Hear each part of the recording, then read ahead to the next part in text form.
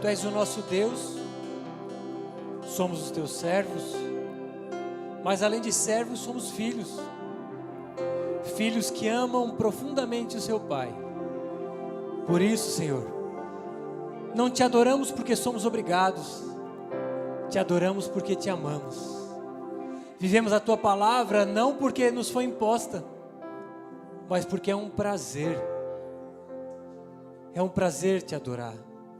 É um prazer estar em tua presença. Não viemos para esse lugar porque fomos obrigados, Senhor, mas porque não há nenhum outro lugar melhor do que estar em tua presença te adorando. Pai, não há praia no mundo, não há onda surfada no mundo, ou qualquer outra coisa que se compare a estar em tua presença. Abrimos mão de qualquer outro prazer, porque prazer igual não há do que estar diante da tua majestosa presença.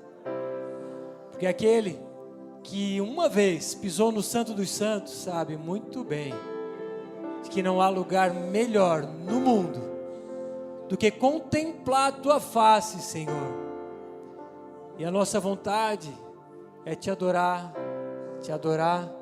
e te adorar todos os dias de nossas vidas, Senhor.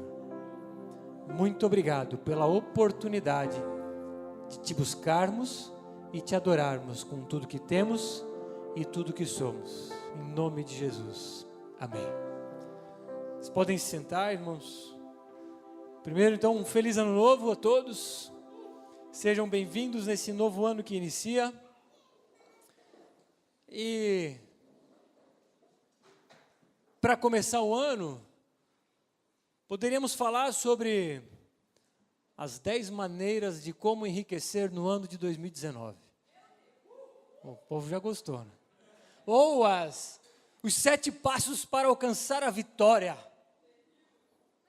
Ou os 10 passos da independência financeira. Eu não seria um pastor, eu seria um coach, eu seria um animador de plateia ou qualquer outra coisa, e não cabe esse tipo de discurso na igreja, não é esse o propósito. Pode ficar rico, eu também quero ficar, que fiquemos ricos para a glória de Deus. Mas se ficarmos pobres, glórias a Deus por isso, porque seja na pobreza ou na fartura, na dificuldade ou na abundância, todas as coisas eu posso naquele que me fortalece, que é Ele. Então, não vamos buscar os 10 passos da nossa vitória financeira no ano de 2019, não. Nós vamos buscar o quê? Como agradar Jesus. Tem coisa mais importante do que agradar Jesus? Vocês acham que a conta bancária é mais importante do que o relacionamento com Deus? Definitivamente não é. Então, vamos aprender hoje uma das formas de como agradar Jesus.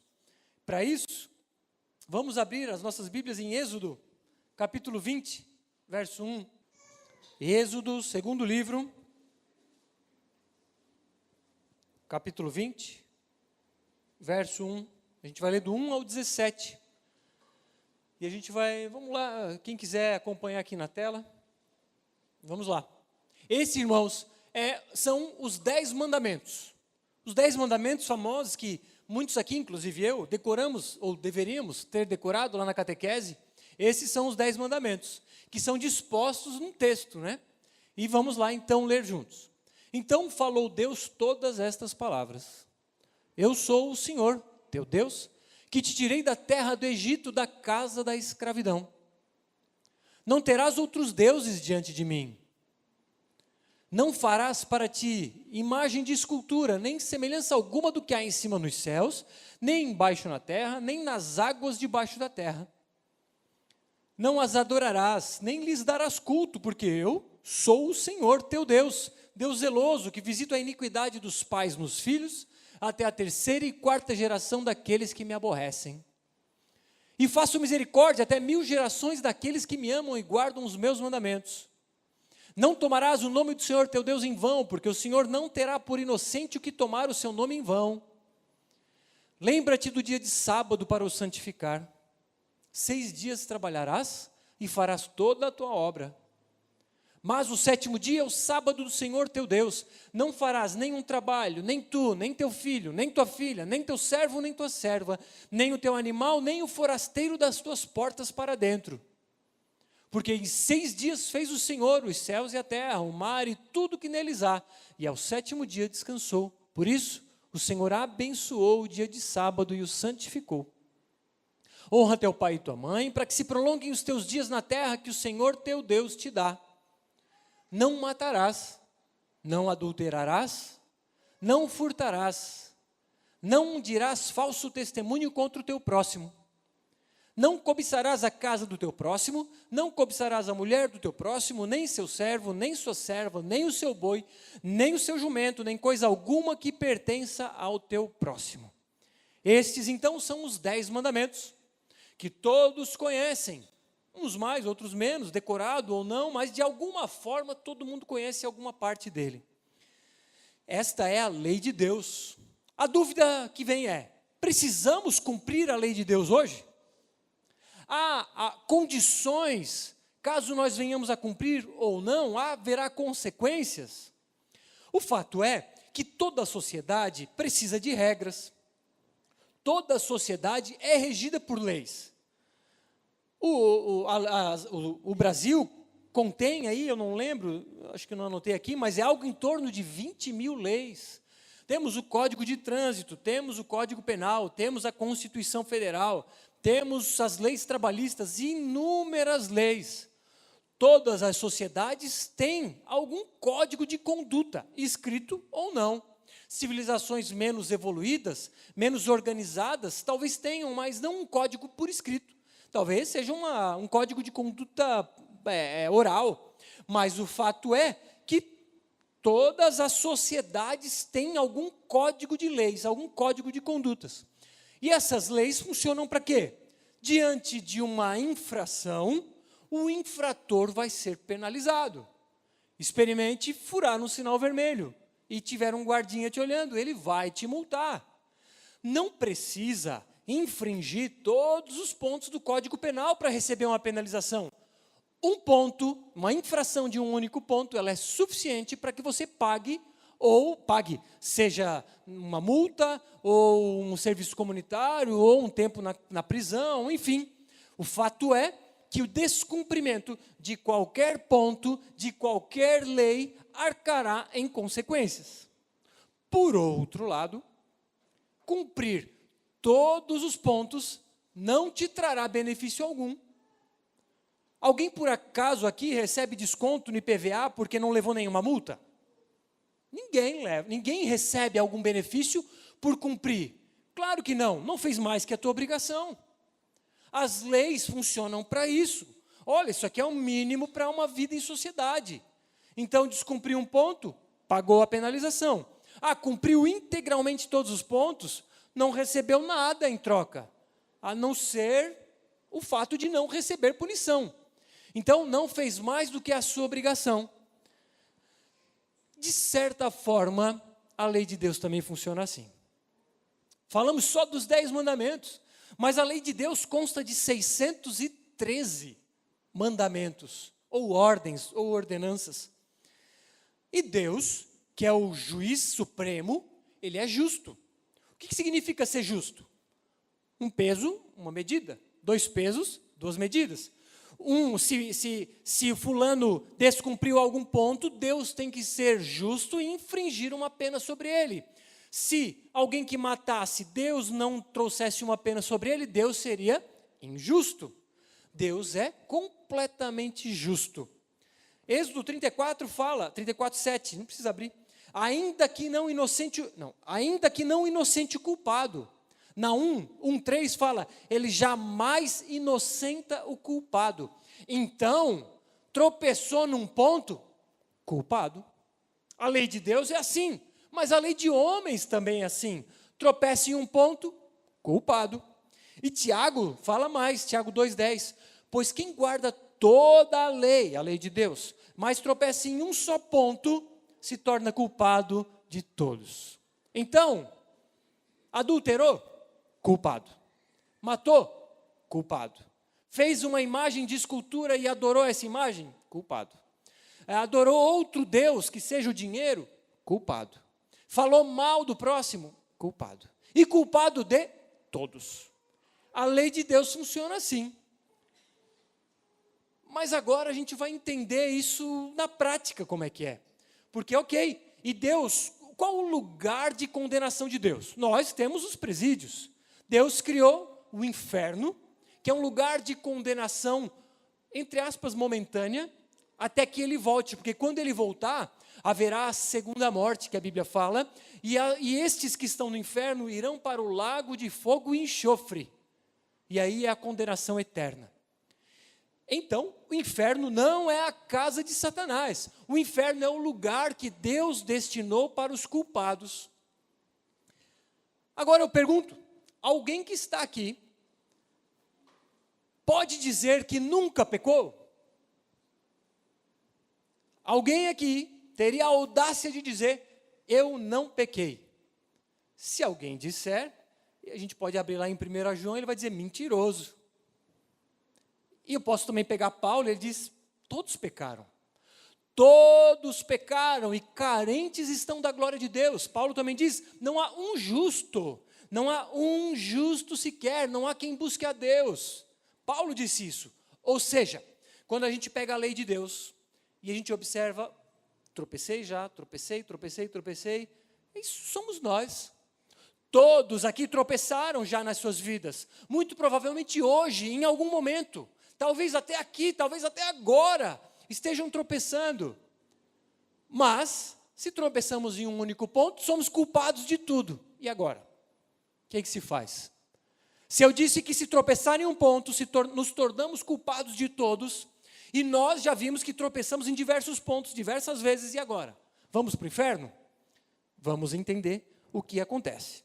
Bom, se o descumprimento leva à condenação, o cumprimento pleno leva à salvação? É uma pergunta.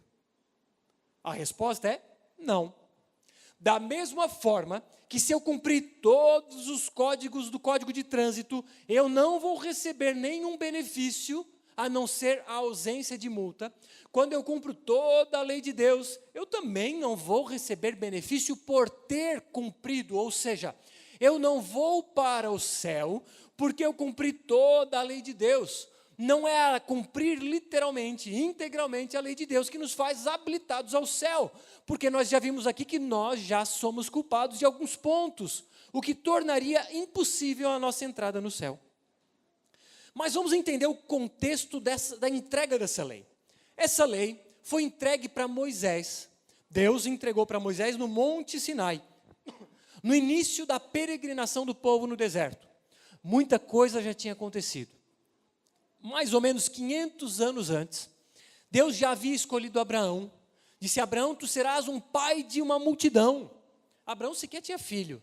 E disse, vai, segue, e eu vou te mostrar uma terra que eu prometo para ti e para a tua geração. Essa foi a promessa de Deus para Abraão. Abraão, faço contigo uma aliança. Essa aliança depende do meu cumprimento. Deus fez uma aliança com Abraão e foi uma promessa. Deus não instituiu regras nessa aliança. Ele disse, vai que eu te prometo. Passou Abraão, passou Isaac, passou Jacó, passou José. E José da terra, eles estavam na terra prometida, que Deus havia prometido. Mas José é vendido como escravo, vai para o Egito. No fim das contas, todo o povo hebreu estava no Egito. Morando no Egito, lugar que não era a terra prometida, foram escravizados e ficaram escravos por 400 anos aproximadamente. Sendo escravos, Deus viu o sofrimento de seu povo, levantou Moisés, nasce Moisés, o libertador. Moisés então liberta o povo, aquela história, fugindo, abre o mar vermelho, o povo passa no meio do mar, os egípcios vêm atrás, morrem no mar. Diz o meu sogro que foi um tsunami. Ele não acredita em Deus, mas lá abriu um tsunami e por isso que o mar abriu, tá bom. E aí, o que importa é que abriu. E aí atravessaram, foram para o deserto, e agora? Agora o que acontecia? Uma nova sociedade estava se formando. Um novo povo, um povo que saiu de um contexto de escravidão, 400 anos recebendo ideia na orelha. 400 anos os egípcios dizendo: que Deus de Abraão, Isaque e Jacó? Foram os nossos deuses, os deuses do úmido, da água, dos céus, da terra. Foram estes deuses. Imaginem, são 400 anos recebendo informações. 400 anos é muita coisa. Ou seja, aquele que havia sido construído no povo hebreu, na sua mentalidade, se perdeu em muito. Um novo povo, uma nova ordem se dava, e Deus disse: vou dar leis ao meu povo, vou dar regras para que eles possam caminhar organizados. E essas 613 leis de Deus se dividem em 3: as leis morais, as leis civis e as leis cerimoniais. As leis civis são aquelas que organizavam um novo Estado que se formava. Leis que diziam respeito à relação entre as pessoas daquela nova sociedade que se formava. Por exemplo, eu tinha uma posse, se o Felipe invadisse a minha posse, ele seria condenado por invadir uma posse alheia. Isso era uma lei civil. Tínhamos também as leis cerimoniais, que são aqueles sacrifícios instituídos lá no Antigo Testamento. Uma série de rituais que Deus organizou para que o povo se dirigisse a Ele. Mas temos as leis morais, resumidas nos 10 mandamentos. Enquanto que as leis civis e as leis rituais ou cerimoniais não são mais válidas para os nossos dias, as leis morais são completamente válidas. Então nós pegamos os 10 mandamentos, os seus princípios, nós extrapolamos, ampliamos e solidificamos e aplicamos em nossas vidas, em nossos dias. Então, as leis cerimônias não são mais necessárias. Jesus foi o sacrifício de uma vez por todas. As leis civis de organização, de Estado, também não são mais válidas, porque não vivemos em uma teocracia ou um governo de Deus. Nós vivemos em uma democracia, muito influenciada pelo direito romano. E não há problema algum nisso. Mas as leis morais valem em sua íntegra, nos seus princípios. E é sobre isso que a gente vai ver o que diz essa lei moral de Deus. Nessa nova sociedade que se formava. São 10 mandamentos, são 2 tábuas, vocês lembram? Deus crava letras em 2 tábuas de pedra, entrega para Moisés. E Moisés desce, o povo estava já adorando uma imagem, Moisés quebra essas pedras, enfim, Deus dá outra tábua. O fato eram 2 tábuas. Se observarmos os 10 mandamentos, os primeiros 5 dizem respeito à relação do homem com Deus. Os 5 últimos dizem respeito das relações dos homens com os homens. Por isso que Jesus disse: a lei inteira se resume em amar a Deus sobre todas as coisas e ao próximo como a ti mesmo. 2 leis resumidas: a primeira, amar a Deus; a segunda, amar ao próximo.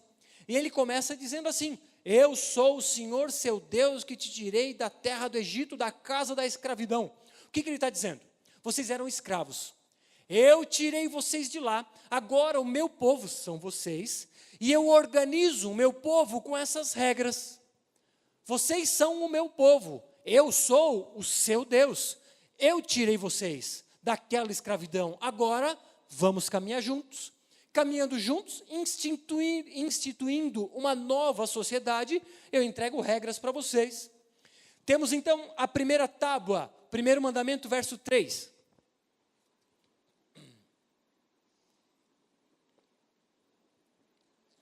Não terás outros deuses além de mim. Esse é o primeiro mandamento. O que isso significa? Significa que existem outros deuses? Não. Mas nós, seres humanos, como dizia um grande teólogo, somos uma fábrica de ídolos. O nosso coração é uma fábrica de ídolos. Se a gente não se cuida, estamos idolatrando algo ou alguém. Então não terás outros deuses além de mim. É Deus dizendo: jogue fora toda e qualquer chance de idolatrar algo ou alguém. Não é só idolatrar uma imagem. Vai muito além disso.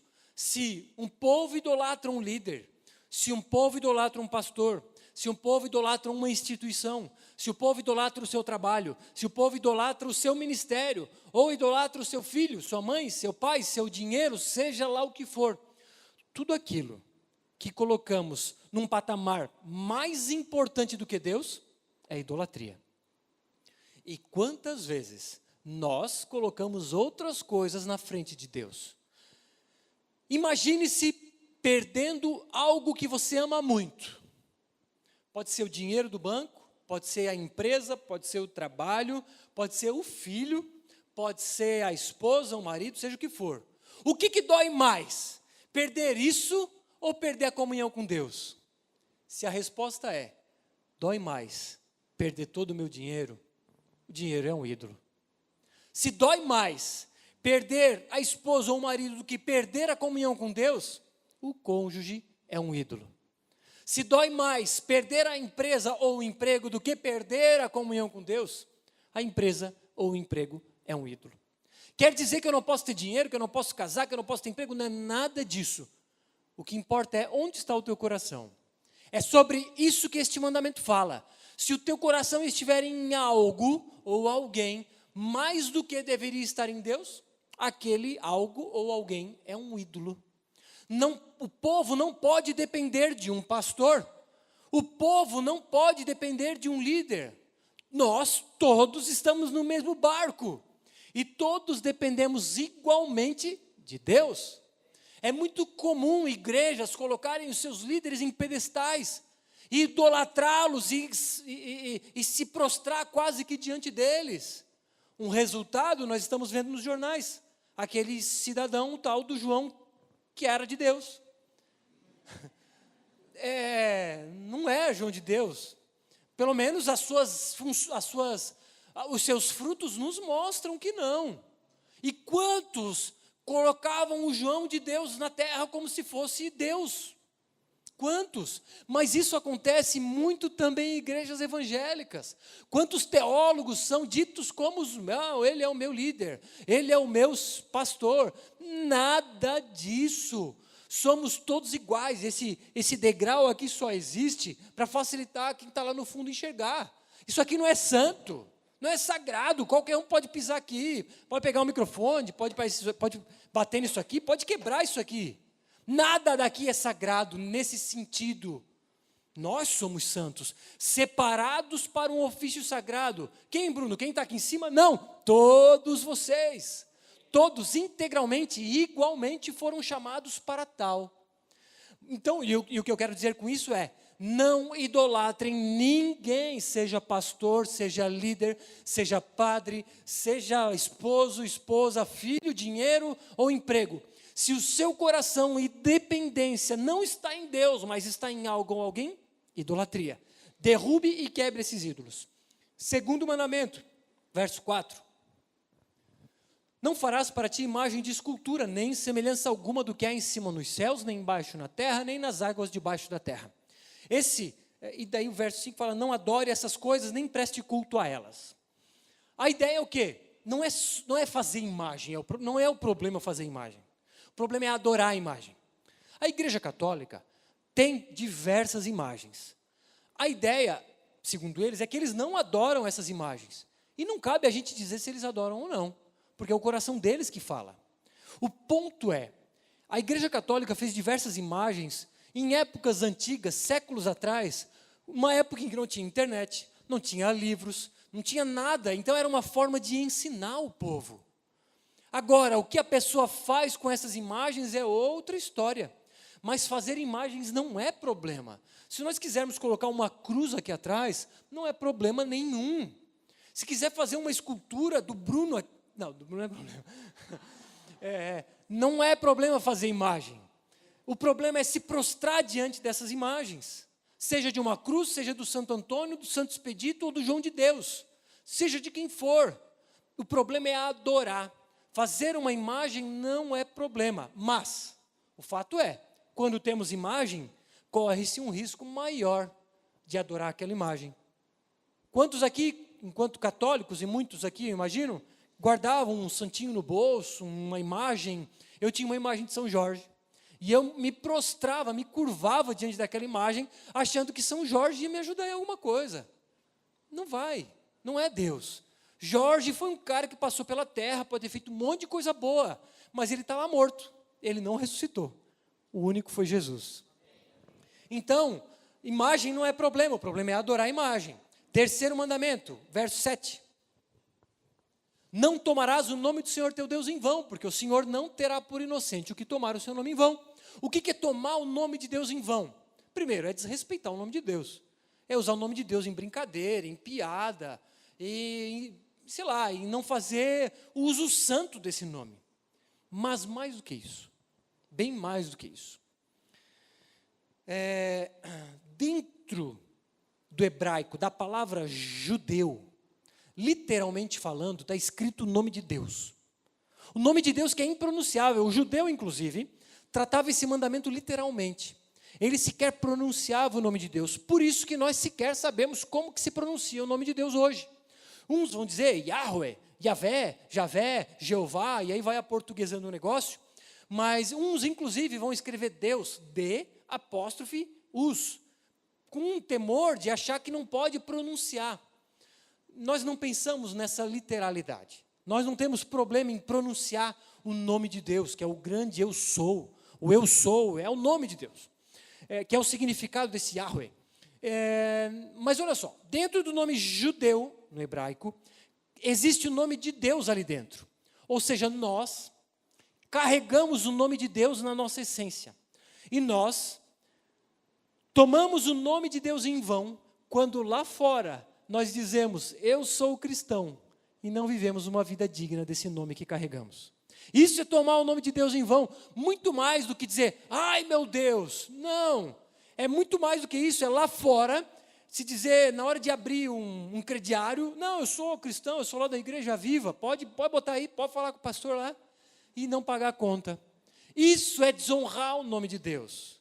Sabe, desonrar o nome de Deus é pedir dinheiro emprestado para o irmão e não pagar. Desonrar o nome de Deus é lá no trabalho, fazer falcatrua e desviar dinheiro da empresa. Ou o empresário desviar dinheiro que é do governo. Ou uma série de outras coisas, se dizendo cristão e não vivendo conforme o nome que carrega dentro de si. Isso é tomar o nome de Deus em vão. Quarto mandamento, verso 8. Lembra-te do dia do sábado para o santificar.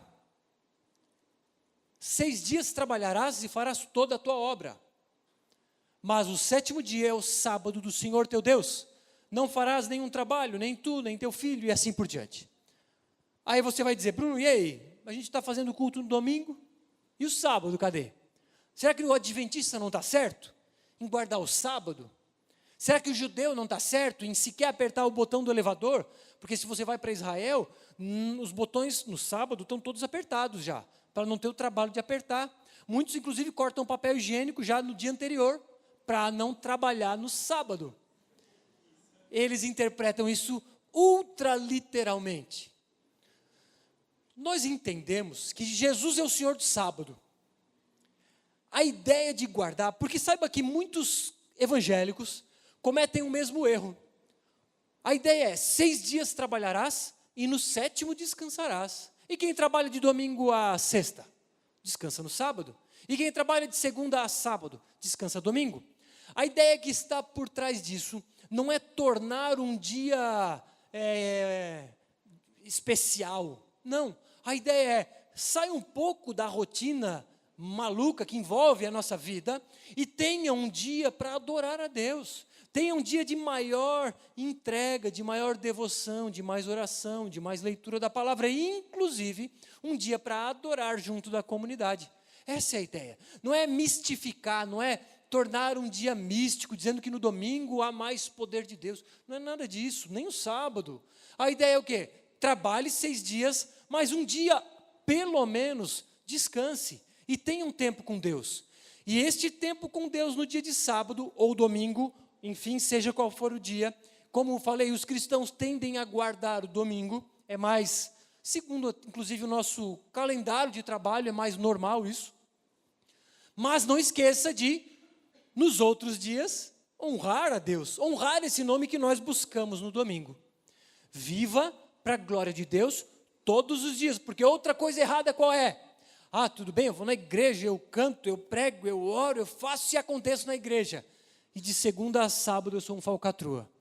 E separa o momento da igreja com os irmãos e o momento secular. O que é o sagrado e o que é o profano. O que é santo e o que é secular. Esqueça essa ideia. A ideia é que tudo é sagrado.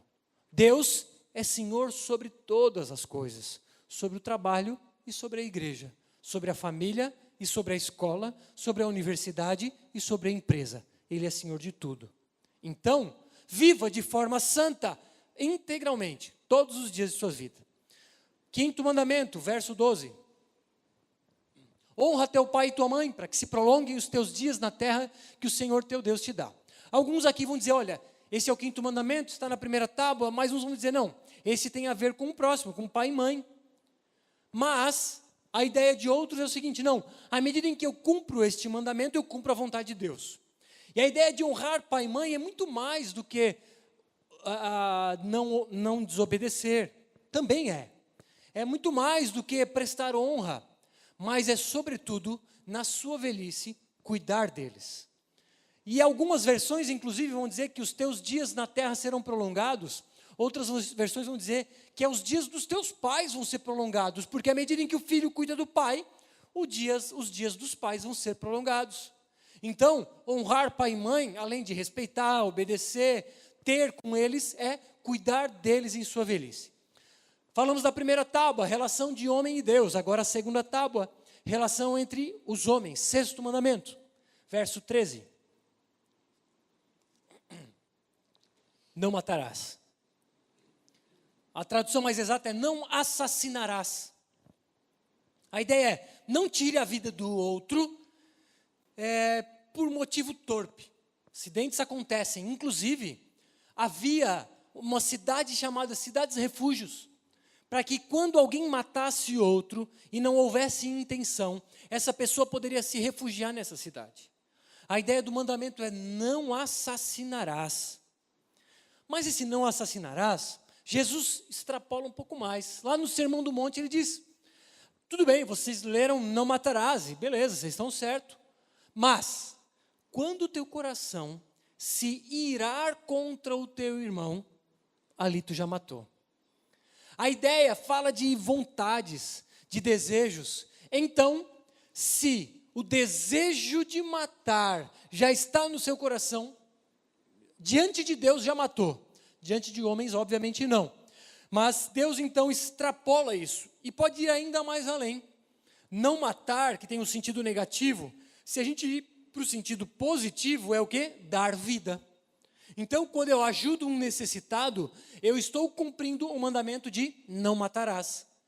Não tiro a vida e o contrário é dou vida. Então, eu ajudo pessoas, isso é cumprir o mandamento de não matar. Como eu disse, não é só assassinar, é dar vida, mas já é o que se passa no coração. Ali é que mora o perigo. E, obviamente, não cabe a nós observarmos o coração dos outros. Isso é uma análise de cada um com Deus e cada um consigo próprio. Sétimo mandamento, verso 14. Não adulterarás. Da mesma forma, Jesus extrapola a ideia e diz, homem, mulher, à medida em que houver no teu coração um desejo por outra pessoa, do mesmo sexo ou de outro sexo, independente quem seja, à medida em que há esse desejo, os teus olhos te fazem cair, te fazem desejar, já caiu em adultério. Então, os mandamentos de Deus têm que ser interpretados muito além da sua literalidade. É o que se passa no coração. Cada um analise o seu coração. E cada um vai prestar contas diante de Deus. Verso 15, oitavo mandamento. Não furtarás. Então, não roube nada que é do outro. Então, não sonegue imposto. Porque à medida em que eu sonego imposto, eu estou deixando de dar a César o que é de César. E aí esse dinheiro que eu deveria dar ao governo, que poderia, tudo bem, servir em hospitais e escolas, mas a gente sabe que muito é desviado, e ladrão que rouba ladrão não tem 100 anos de perdão, Não queira, não, eu não vou dar o imposto porque eles vão desviar, e deixa que eu faço com esse dinheiro o que eu quero. Não, é responsabilidade nossa pagar, é responsabilidade deles usar esse dinheiro de forma adequada. Então, não furtar é pagar imposto de forma adequada, é devolver o dinheiro a mais do troco na padaria, é achar uma carteira e devolver para o dono, sei lá, não usar a torneira do vizinho lá da praia porque tu não pagou água, é não fazer o gato lá no poste, é não pegar net gato e outras coisas mais. Essa aí fala forte. Até aquelas TVs pela internet, sabe? Aquelas que têm milhões de canais. Não, mas eu paguei o aparelho, eu paguei a antena. Não interessa, está roubando o sinal de alguma operadora. É roubo, está furtando. E ficou bem entendido, né? Não preciso dar mais exemplos.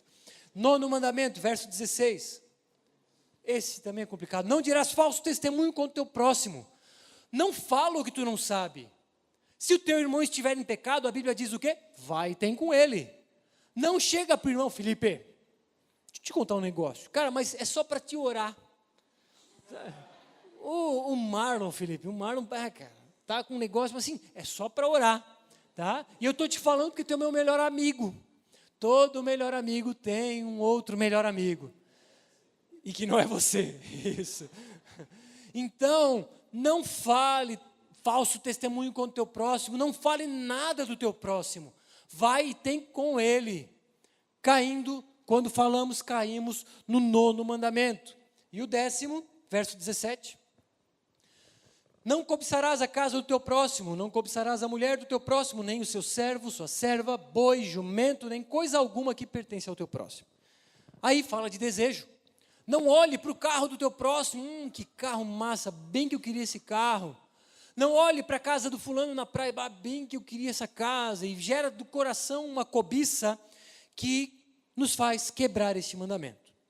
Mas enfim, vimos muito por alto qual é a lei de Deus, vimos muito por alto os 10 mandamentos. Lembrem, os 10 mandamentos são um resumo da lei moral de Deus. Eu resumi o resumo. Mas então, qual é a função da lei de Deus? Para que Deus nos deu a lei? Primeiro, para mostrar o que é errado. Ali nós vimos vários possíveis erros que podemos cometer. E toda transgressão desta lei, todo tropeço é chamado de pecado. Isso é pecado. Pecado é toda transgressão destes 10 pontos, ou outros mais aí, nos seus pormenores relacionados a esses 10, isso é pecado. E onde o pecado vai levar? Aquele que não entregou sua vida para Jesus, o pecado deste vai levá-lo para o inferno. E na segunda vinda de Jesus, ele vai para o lago de fogo e enxofre. Não sei se isso é literal, mas enfim, vai para a condenação eterna. Basta um tropeço. Estamos falando do ímpio, daquele que não segue Jesus. Bruno, e nós? Nós, supostamente, somos cristãos. Entregamos nossas vidas a Jesus. O que acontece com os nossos pecados? Então nós, agora vamos falar da gente. Porque a lei de Deus é para a gente.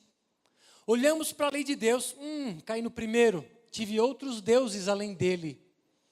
Caí e falei mal do fulano. Caí já vi que eu caí, ferrou. E agora? O que acontece? Bom, primeiro ponto é a disciplina de Deus. Deus, como um pai, disciplina o filho que ama. Quem aqui é pai e mãe e não disciplina o filho que ama?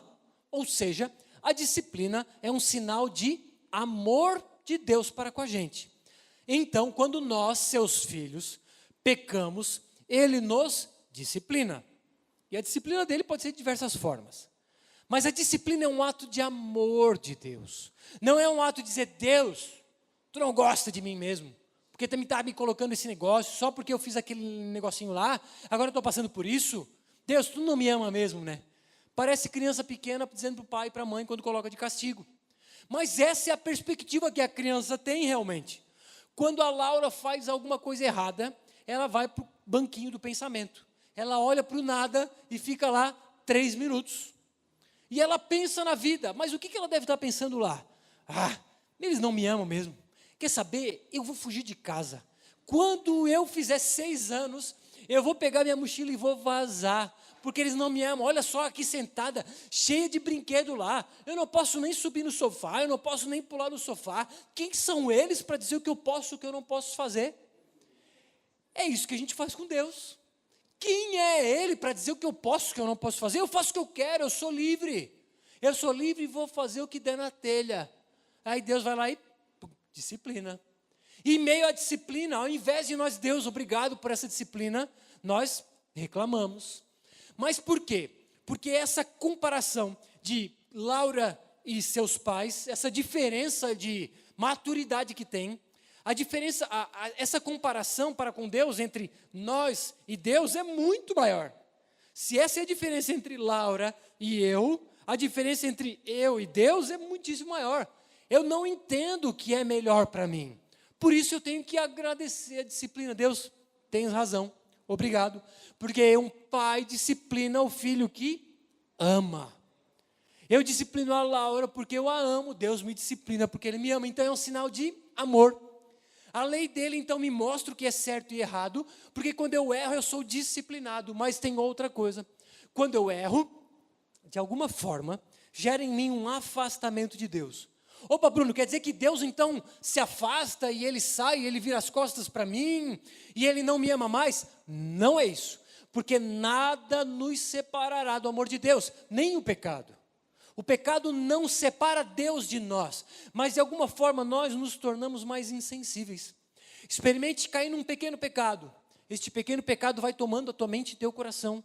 E ele vai tomando, e vai tomando, vai tomando. Quando a gente vê, nós nos tornamos insensíveis à voz de Deus. Coração duro, coração gelado, não está mais nem aí. Levanta a mão quem já... Não precisa levantar. Mas é isso, de alguma forma todos já sentimos. O pecado tomando conta do nosso ser, e quando a gente vê, preciso voltar de onde eu caí. Volta, agora eu não lembro qual é a igreja, Laodiceia. Volta onde caísse. Volta e retoma o primeiro amor. Essa é a ideia. Está no pecado, mais pecado, quando olha, que lamaçal é esse? Deus, me ajuda. E como filho pródigo, volta. E Deus está no mesmo lugar, de braços abertos, esperando. Por quê? Porque Ele morreu por todos os nossos pecados, presentes, passados e futuros. Se arrependa, só se arrepender. Mas outra função da lei de Deus é a proteção. A lei de Deus é como uma cerca. Como se eu fosse uma ovelha e aqui tivesse uma cerca, e eu soubesse que se eu ir além dessa cerca, perigos me afetarão. Eu sei que se eu cumprir a lei de Deus, eu estou tranquilo. Não correrei riscos, ou correrei muito menos riscos. Ir além dessa cerca é perigoso. A lei de Deus, então, muito antes de ser algo para nos penalizar, é algo para nos proteger. É um sinal de Deus dizendo, cara, segue isso aqui, que vai dar tudo certo. Vou ser rico? Aí eu não sei. Mas vai estar debaixo do controle soberano de Deus. E vai ter uma vida em paz. Isso eu posso garantir. Mesmo em meio às tribulações. Não eu posso garantir, a Bíblia pode nos garantir. Porque no mundo tereis tribulações, Jesus disse. Mas tem bom ânimo, eu venci o mundo. Porque Ele disse que existe uma paz que excede todo entendimento. É uma paz que mesmo em meio ao caos, não sabemos explicar o porquê, mas é a paz de Deus que excede o entendimento. Então, essa lei nos protege para não nos perdermos nos caminhos aí. Então, é um sinal de proteção de Deus. E o terceiro ponto, que era o tema dessa ministração, o que fazer para agradar a Deus no ano de 2019? Cumpra a lei de Deus. Ou seja, a terceira função da lei de Deus é a forma de agradarmos a Ele. É o nosso manual de instruções para agradarmos. Por quê? João 14, 15, abre, Anny, por favor.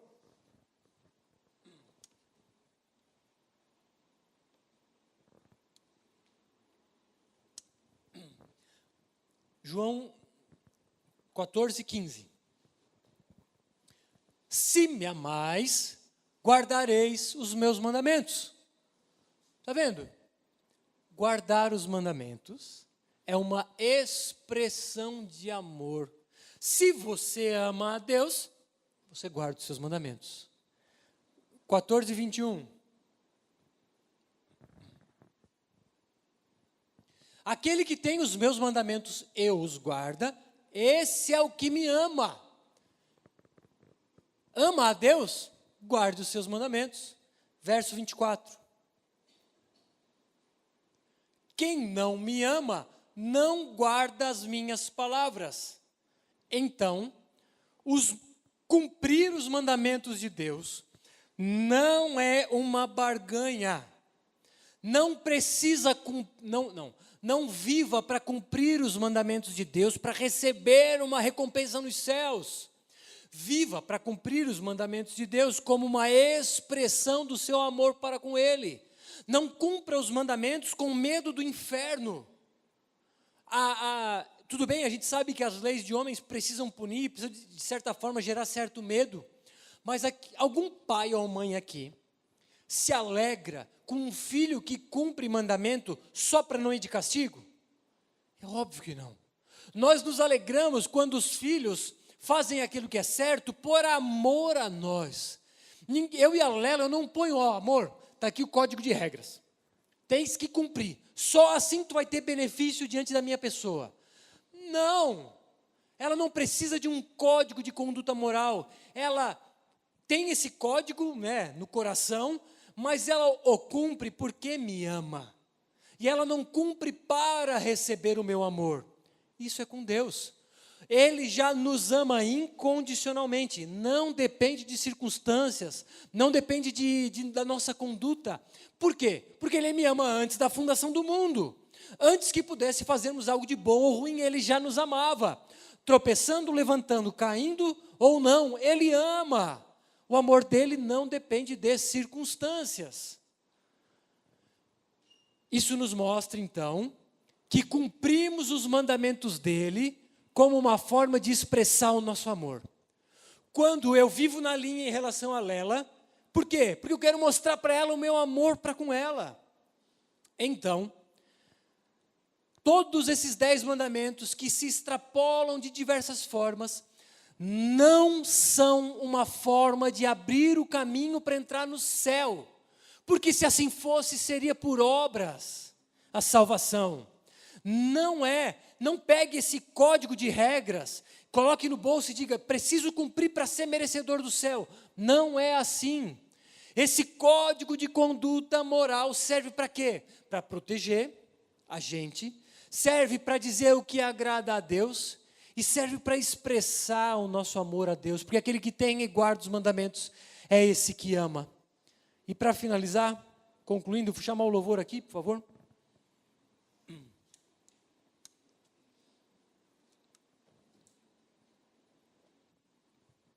Concluímos que os 10 mandamentos não foram abolidos, eles permanecem, os seus princípios são válidos. Conhecemos o que agrada a Deus e o que não agrada. E entendemos que o pecado vai ter consequências. Mas principalmente, esse é o principal ponto dessa noite. A lei de Deus mostra a nossa incapacidade. Esse é o principal ponto. Olhe para a lei de Deus e perceba o quão incapazes somos de cumpri-la. É para isso que serve. A lei de Deus é como que um espelho. É para que tu se olhe nela. Não é para mirar os demais. Tá ali, Maurício aqui, caísse. Não. A lei de Deus é para que a gente se olhe. E à medida em que a gente se aprofunda na lei de Deus, as nossas máscaras vão caindo. À medida em que a gente se aprofunda no conhecer a vontade de Deus, aquela imagem que nós fazíamos de nós vai caindo. E nós vamos nos deparando com quem verdadeiramente a gente é. O pano cai. Aquilo que a gente tentava fazer de forma de fora para dentro, a gente vê, cara, eu não sou nada. Nós não conseguimos. Nós jamais conseguiríamos. Para que serve a lei de Deus? Para mostrar que sem Deus nós não conseguimos. A lei de Deus mostra, é como uma agulha que fura, mas atrás dela vem uma linha que costura, chamada graça. É como Lutero dizia, tenha um corte, e a lei de Deus fura esse corte, mas junto vem a linha que costura para cicatrizar esse corte, e essa linha é chamada de graça. Se depare com a lei e perceba, eu não consigo sozinho, preciso de Deus, porque à medida em que eu olho para a lei, o quê? Isso aqui eu já cumpro. O jovem rico disse isso para Jesus, o quê? Esses mandamentos, Senhor, eu cumpro desde minha mocidade. Ah, é? Então vai, vende tudo que tens e dá aos pobres e me segue. Dura coisa pedistes, não dá. A lei então, em sua íntegra, mostra o que está lá dentro.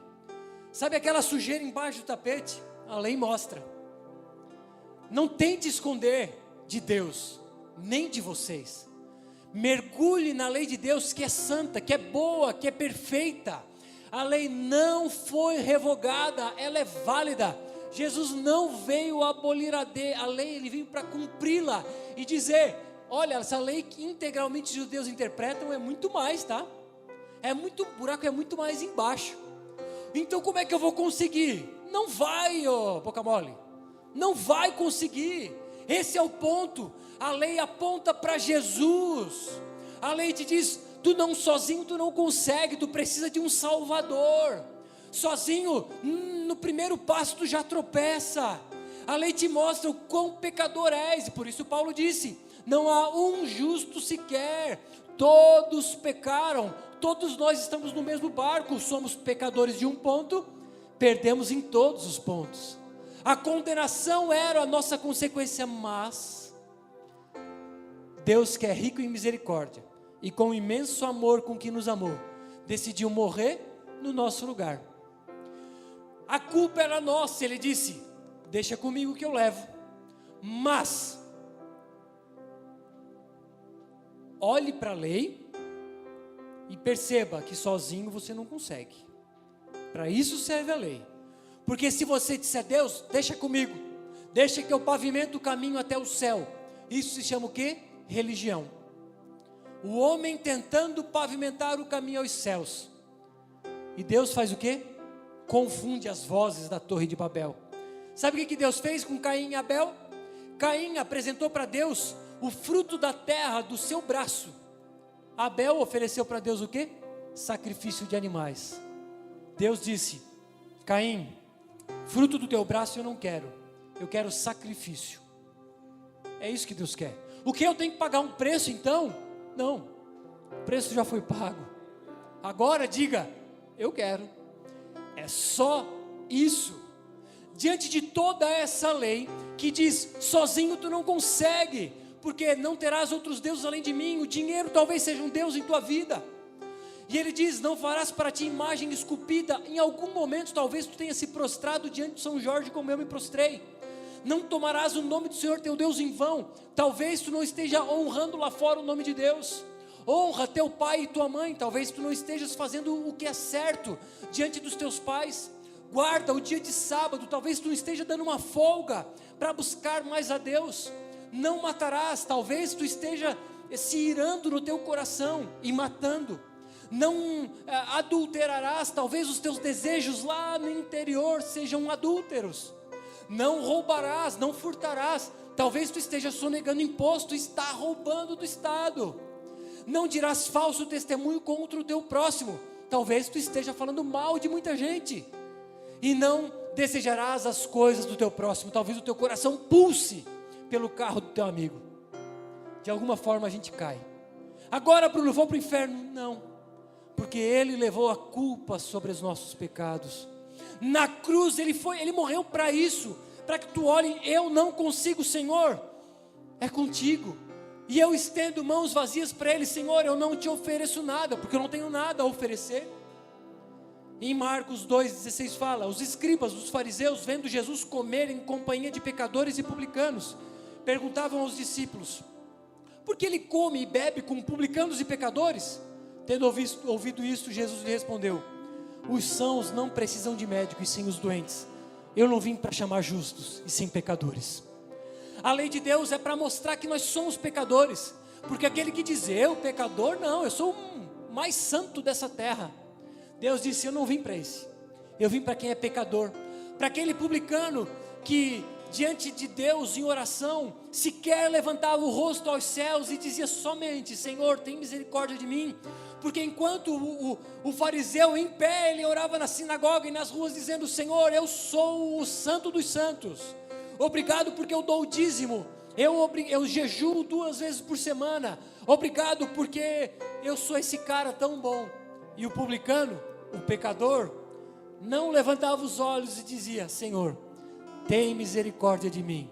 E o que Jesus disse? Esse voltou justificado para casa. E a lei serve para isso, para dizer, Senhor, tem misericórdia de mim, porque sozinho eu não consigo.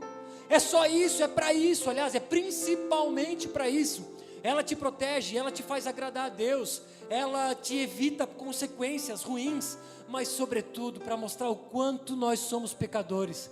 Bruno, não preciso mais seguir a lei então, porque ele já cumpriu tudo? Não, o cara que morreu no teu lugar, agora tu não vai querer agradá-lo? Como não? Eu vou pegar a lei de Deus. Senhor, me dá essa lei que eu vou tentar cumprir ao máximo possível, mesmo sabendo que quando eu tropeçar Ele continua a me amar do mesmo jeito, porque nada nos separará desse amor. Eu não preciso temer quando eu tropeço, eu digo, Deus me perdoa, porque eu não dependo do meu esforço, eu dependo da obra da cruz, e somente dela, exclusivamente do sangue de Cristo derramado. Olhe para a lei, e veja nela primeiro, a sua pecaminosidade, porque quanto mais eu percebo quem eu verdadeiramente sou, e só eu sei do que eu estou falando, e vocês sabem dos seus pensamentos, vocês sabem das suas vontades, cada um sabe de si, quanto mais eu me deparo com a sujeira no quarto escuro, mais eu valorizo a graça de Deus. Nesses minutos o louvor aqui vai tocar, a luz vai baixar, a gente vai baixar a cabeça, e no seu lugar simplesmente ore para pedir perdão a Deus, para dizer, Deus, não te ofereço nada, a não ser mãos vazias, eu preciso da cruz de Cristo.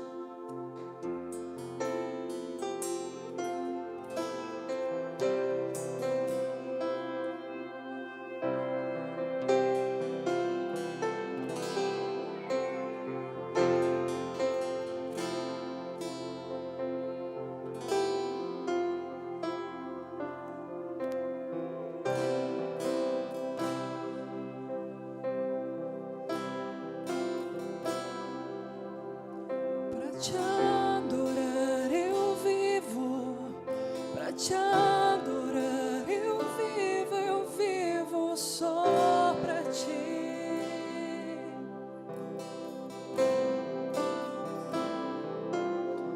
Pra te adorar eu vivo, pra te adorar eu vivo só pra ti.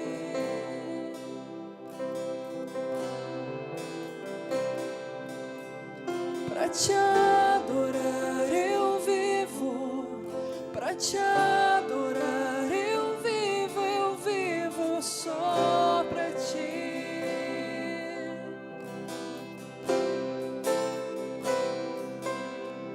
Pra te adorar eu vivo, pra te adorar eu vivo só pra ti.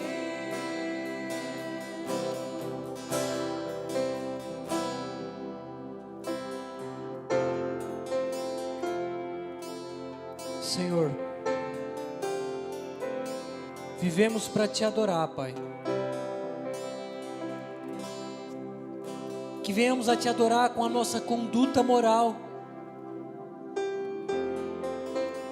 não para olhar para a tua lei e tentar buscar benefícios, não olhando para a tua lei como uma barganha para tentar um lugar ao sol e um lugar no céu. Que a tua lei seja o nosso prazer, porque à medida em que cumprimos ela, nós expressamos o nosso amor para Ti, Senhor. Porque aqueles que têm e guardam os Teus mandamentos, estes são os que Te amam. E que diante dessa lei possamos enxergar quem verdadeiramente somos, sem máscaras, sem nada, tentando mudar quem verdadeiramente somos, mas que o Senhor nos leve pela mão até aquele quarto escuro que nós tentamos manter fechados e trancados em nosso coração. Que o Senhor nos leve até lá, abra a porta e coloque luz, para que diante do reconhecimento de nossa pecaminosidade, possamos valorizar ainda mais a obra da cruz. A Tua graça que nos alcançou não por mérito, mas porque Tu nos amaste antes da fundação do mundo. Obrigado, Senhor. Muito obrigado.